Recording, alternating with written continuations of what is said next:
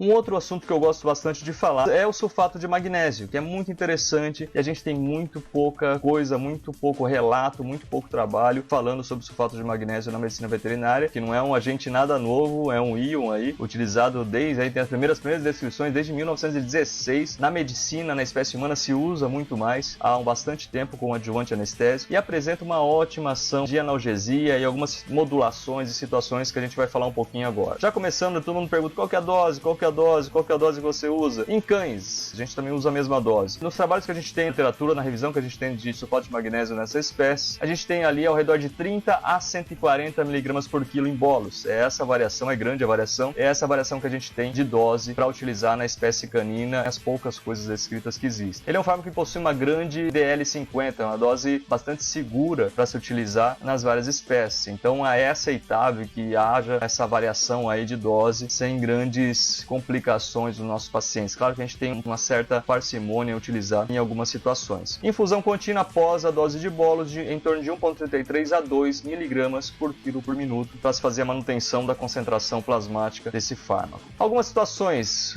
e ações do sulfato de magnésio. Ele é um antagonista fisiológico natural do cálcio, então a principal ação do sulfato de magnésio de analgesia, de sedação, de controle de pressão arterial, de relaxamento muscular é ali um efeito competitivo no canal de cálcio. Então ele bloqueia a entrada de cálcio para dentro da célula, bloqueando todos esses efeitos de uma certa forma seletiva. É uma das principais ações do sulfato de magnésio, da forma de ação do sulfato de magnésio. Ele produz um relaxamento muscular pela redução da liberação de acetilcolina também nessa junção neuromuscular. E o magnésio inibe a liberação de histamina pelos mastócitos e estimula a produção de óxido nítrico, uma situação bastante interessante, que há uma certa vasodilatação pela produção do óxido nítrico, mas não pela liberação de histamina, aí, que alguns poderiam dizer que é por conta disso, mas não. Ele é um íon antagonista aqui, um dos principais pontos assim também da analgesia pós-operatória nesses pacientes é que ele é um antagonista também do receptor NMDA, tá? Assim como os fármacos dissociativos, os anestésicos dissociativos, como a ketamina, por exemplo, o que vai lhe conferir aí uma característica de analgesia, de sedação, anticonvulsivante, de proteção do sistema nervoso central. Então tem algumas ações muito interessantes. Alguns me perguntam, mas por que então eu posso usar junto com a ketamina? Mas por que então não usa a ketamina, já que eu estou usando, já que ele é um antagonista da NMDA? Ok, mas não é só essa a ação do sulfato de magnésio, não é só sobre receptor NMDA, ele tem várias outras ações e algumas outras que não se sabe ainda como que ele trabalha certamente no sistema nervoso central. A gente tem algumas indicações de que ele faz algumas questões no canal de cálcio, acetilcolina, quanto ao óxido nítrico,